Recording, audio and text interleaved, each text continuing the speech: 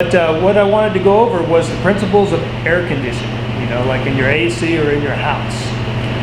One of the most amazing things is that you don't actually cool air. The fact is that you're actually removing heat from the air, which is energy. So heat is energy, and what you're actually doing is you're removing the heat from the environment. And that in return makes it cooler. So you're not actually cooling the air, you're actually removing the heat. So let's go through AC 101. I've got a diagram up here. It's a basic air conditioning system. And we'll go through it. You'll be able to see these parts in your car. Basically you have an evaporator that sits inside the car or inside your house. Then you have the compressor, which is what most people are familiar with. That's the part that's belt driven on your Jeep. Then you also, the next part, which is just the opposite of the evaporator, is the condenser. You have an accumulator, and then you have an expansion valve. The expansion valve is the mystery piece that makes everything work. So let me give a quick definition of what each piece does.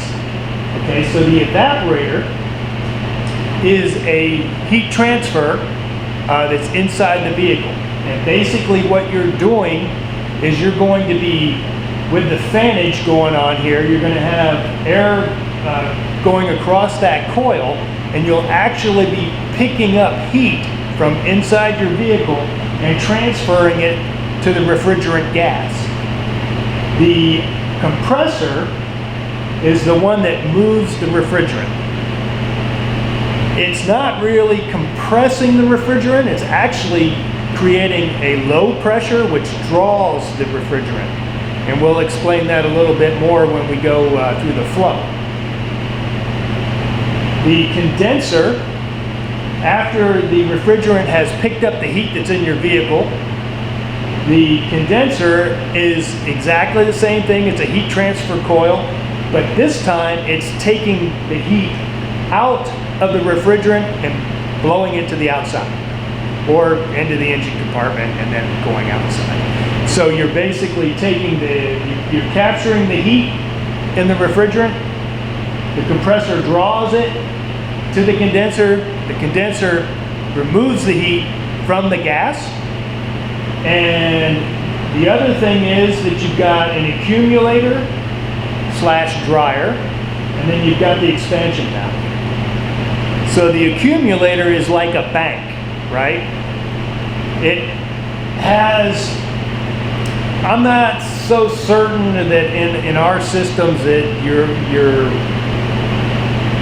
refrigerant actually becomes a liquid, because it has to be under pressure to become a liquid. What you'll have is when the heat is removed from the refrigerant, it gets denser and it settles to the bottom. It's a heavier gas and it sets at the bottom, and then you don't, under any circumstances, you don't want to pull oil, because there is oil in the system to keep it all lubricated. You don't want to pull oil or an actual liquid gas, or I should say the liquid refrigerant, into the compressor, because it'll break it, right? You can't compress oils, you can't compress liquids, because they just don't compress very well. So it's always going to be in a gaseous form. So what you're doing, the compressor uses suction, the suction side. So it starts running when you turn your air conditioner on and the clutch engages. It starts pulling, right? And so what it's actually doing is, if you look here, the fitting is at the top of the accumulator, and so it's pulling off of the top and it's pulling gas. So it's pulling gas, and it's still at ambient temperature, maybe a little higher, so it's shown in red. Comes up to the expansion valve, and this is where the magic happens. So you've got a low pressure here compared to the pressure here because it's sucking, right? This is a restriction. So when the gas goes through the expansion valve, it expands rapidly, and when it expands, it grabs heat, right? Because now this gas is expanding and it grabs heat while it's expanding. So it's being drawn through, and now it's cool. The gas is cool, and it's going to go through your evaporator, and then with fanage, you're going to be putting you're going to be running your air across that, your warm air, and the cool gas is going to pick up heat, and it's going to come down, and it's going to go through the compressor, and then it goes through the discharge side to the condenser. Now, you've actually got gas coming through, and it is carrying the heat from this from inside your car to the condenser. And as the condenser pulls the heat out, right? Because now you have more fanage, you've got your motor or your electric fans blowing across the condenser coil. It's pulling the heat out, and as the heat gets removed, the gas gets denser and it drops, right? And so then it continues the circuit and it goes back to the accumulator. You may have some dense gas here at the bottom of the accumulator, you got some dense gas at the bottom of the condenser coil, but then the process just starts over again. So now you're pulling out the ambient gas, gets to the expansion valve under suction, it expands, it's cold, it grabs heat from the inside the vehicle and goes back to the compressor and around. But the thing to remember is that the compressor is not compressing the gas, it's actually drawing the gas through. It's drawing it from the accumulator and up through the process and back to the condenser. It's a closed circuit. That's why if you have any leaks, your gas is going to escape, and then you won't have anything but air. And air is not as good a vehicle to draw or pull heat as air is. One of the things that's similar to that is that if you release high pressure air into the atmosphere, when it leaves that valve or that hose or whatever it is, I don't know if you've ever noticed this, but it is cold. It's colder than the ambient temperature because it's the same thing. It's under compression, and then when it expands, it pulls heat with it, and it feels cool. So basically, that's how your air conditioner works, and the parts are readily seen. You know, the evaporator coils under your dash, the condenser coils in front of your radiator, compressors under the hood, driven by a belt. The only thing that you may not be able to identify would be the expansion valve, because sometimes they're in the plenum next to the evaporator or somewhere else in the circuit. So that is basically AC 101. Okay, one of the things that you'll notice, in order to separate the two halves or the shell of the plenum, you're going to have to drill out the rivets that are holding this mounting angle piece on. Once you drill out the rivets, that'll all pop off, and then there's a bunch of sheet metal screws underneath that, and then you can separate the whole unit. If you don't, it will not come apart without breaking if you don't take the angle bracket off in order to access those holes. So we're going to get to it. We're going to put together a best unit here, clean it up, and spray paint it black, not with paint, but with what they call plastic vinyl dye. And we're going to go with black. You can see that there is a coating, which is kind of a cheaper version, and we really don't want to use that, so I had to get some vinyl plastic and carpet dye. It penetrates a little bit deeper into the plastic. I've got the 4 vents actually 5 in case I break one, that we're going to clean up and we're going to paint.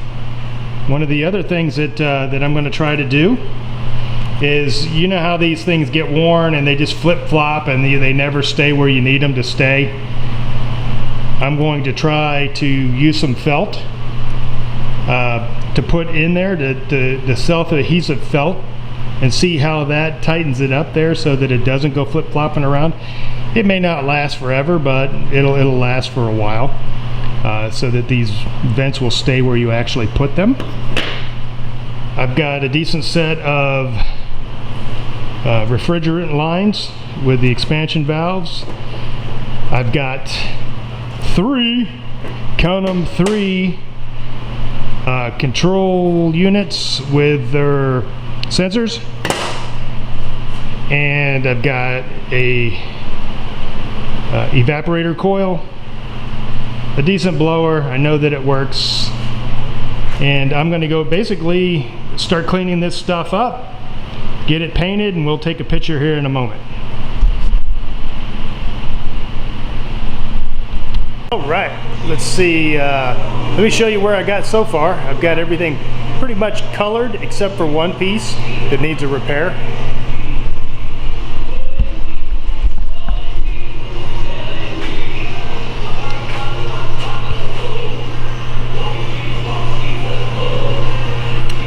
All right, everything's looking good. The only thing that you got to be careful of is these vents. You got to make sure that you don't freeze them up when you put paint on them. So you put a light coat on, let it dry, move it to a different position, put another little light coat on it, move it so that the mechanism in there doesn't lock up. Now in regards to this piece here, I'm ready to paint it with the exception of, and this is a common thing, that they separate right there from heat. So I'm going to have to put some epoxy on that and clamp it down to fix that before I can paint it. Alrighty.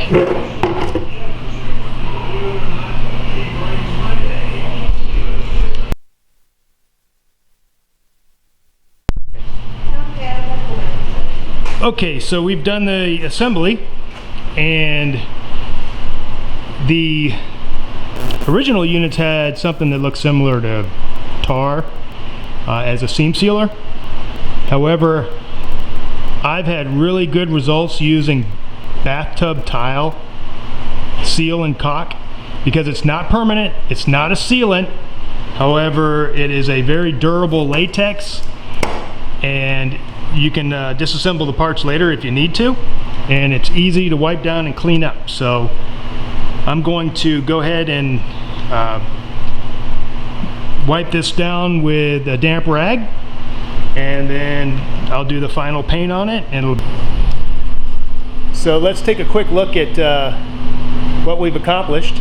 Now, I did test the Velcro loops and stuff to tighten up the vents, and it worked great. So let me show you how I do that. All right, basically what I do is I take a piece of the Velcro looping. I tried putting one on both sides, however that was a little bit too tight. I found out that one side is enough, and basically what you do is you cut this piece out. Let me see if I can get this to where you can see it, but I cut one square out, put an X in the middle so that the hinge or the pivot can go through it, and basically adhere that to the vent. And let me go ahead and prepare one because I can't hold this camera and do it at the same time.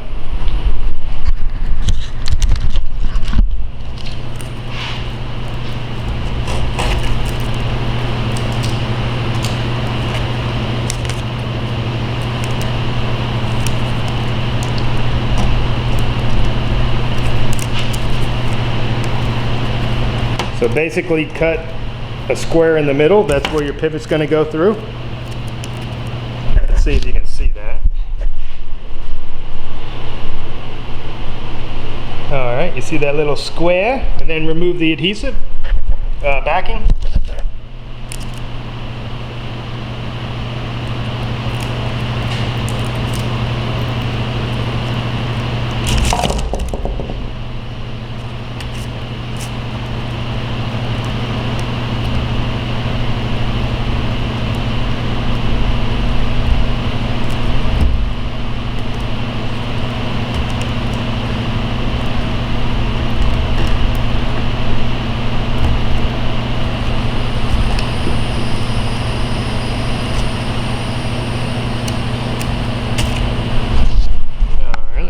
See that?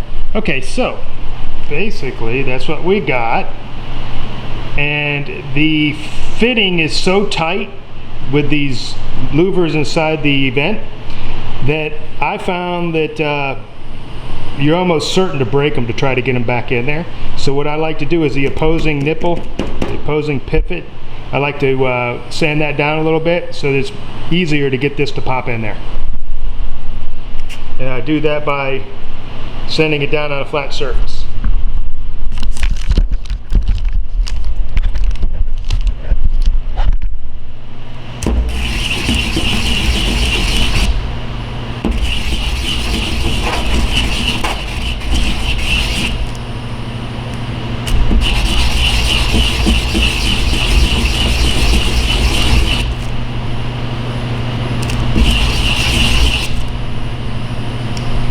All right, and once that's done,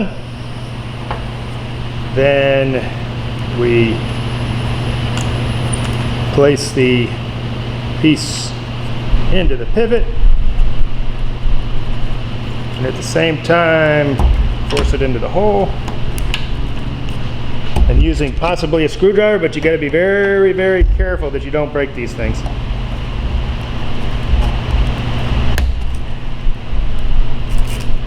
Basically pop it in there.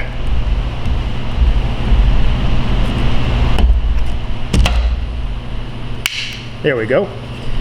And now you can see that it's inside there and it's nice and tight.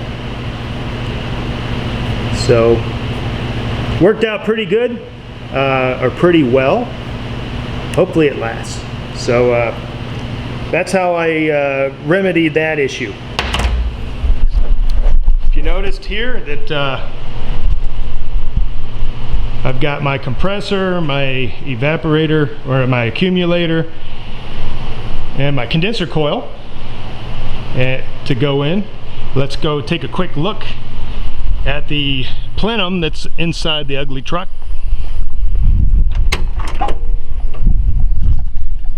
So basically, we've got it all installed. Another tip is the rubber grommet that goes on the firewall. I like to use dishwashing soap as a lubricant because it does grab and drag. So use some dish soap on there, and that way you don't have to worry about using some kind of lubricant that is going to deteriorate the plastic.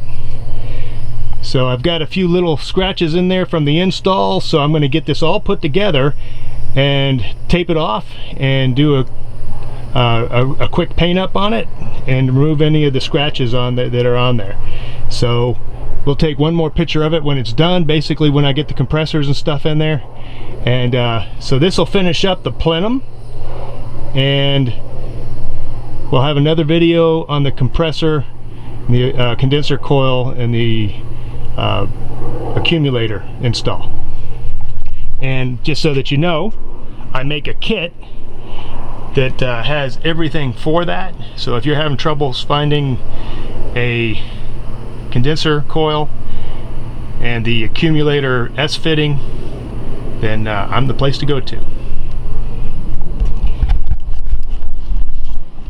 Colored with vinyl plastic paint, the louvers. Remember we were talking about putting Velcro in there to hold them tight so that they don't flop around. That worked out great. It actually worked out better than I expected. If you look at the other ones, They're all nice and tight now, and they don't flop in the wind, they don't drop around. We've got the dual controller there. The old controllers had just the fan speed and the coolness regulator right here. We got both of those in, so let's go ahead and fire this thing up and see what we got. Let's see, you got, make sure that it's in park because the neutral bypass or neutral safety switch has been bypassed. Don't need that silly stuff.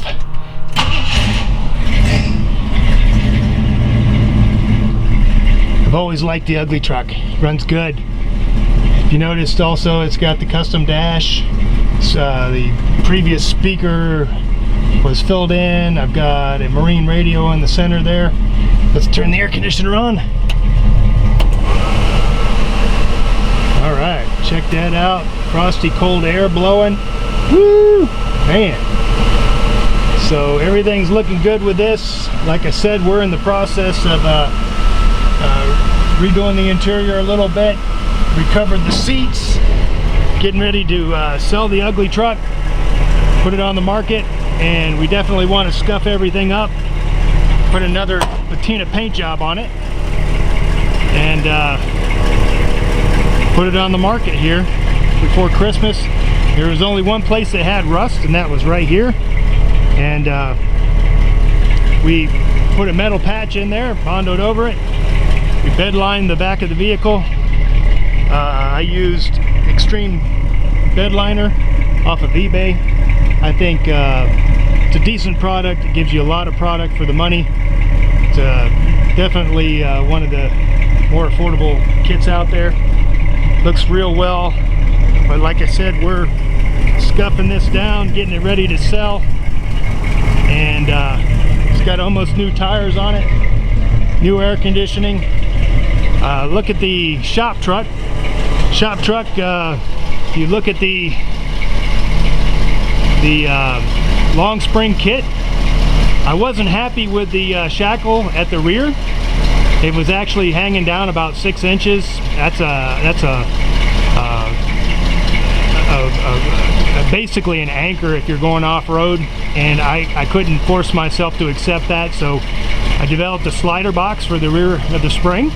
It's tapered, it's a wedge taper, so you'll be able to slide over rocks, and it also takes tension off the spring because there's no lever there, so it actually functions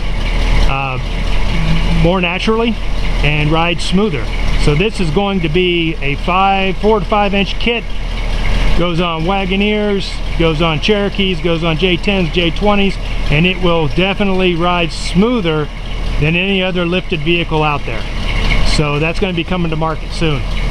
So yeah, been busy, still working, doing crazy stuff. So give me a little bit of time here and I'll put together a Rocky's rant, maybe have a couple topics that we can discuss. And so hold on and let's get busy.